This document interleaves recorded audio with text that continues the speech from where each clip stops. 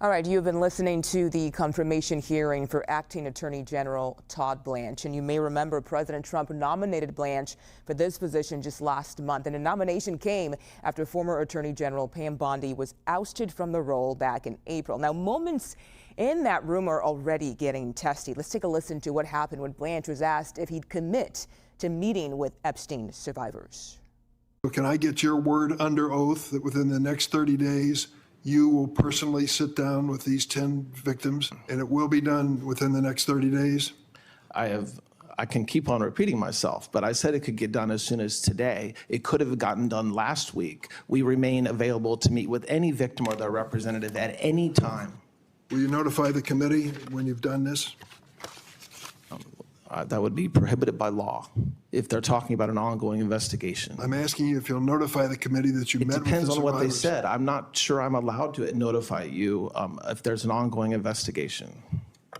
Well, you're dancing on the head of a pin here. I'm not dancing on any pin at all.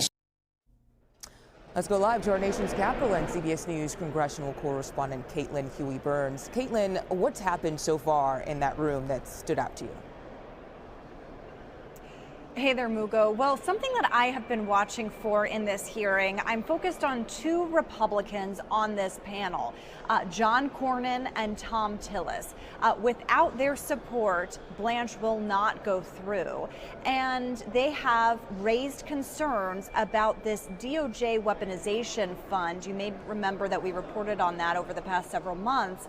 They want assurances from Blanche that that fund is not going forward.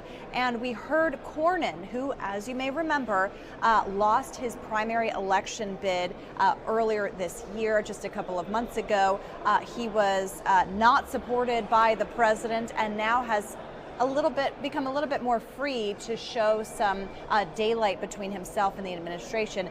He pressed Blanche about that weaponization fund, about whether, in fact, they were not going through with it. Blanche said that the fund is dead, that they are not going through with it. But Cornyn also pressed him on whether the president or anyone else could file lawsuits to stop that from happening. And Blanche said that the DOJ is not going forward with it, so those lawsuits, in his words, wouldn't move forward. But he also said that he would be open to codifying into law some kind of mechanism to ensure that this fund wouldn't go forward. So there's a lot to parse through legally there about what exactly that means and whether, in fact, it is completely dead.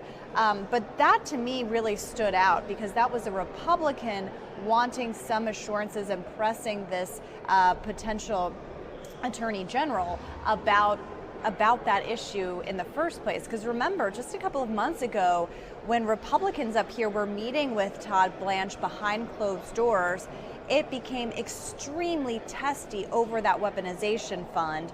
The Justice Department then said that they weren't moving forward with it. But again, lawmakers here want assurances to that effect. Okay, Caitlin Huey-Burns on Capitol Hill. Thank you so much.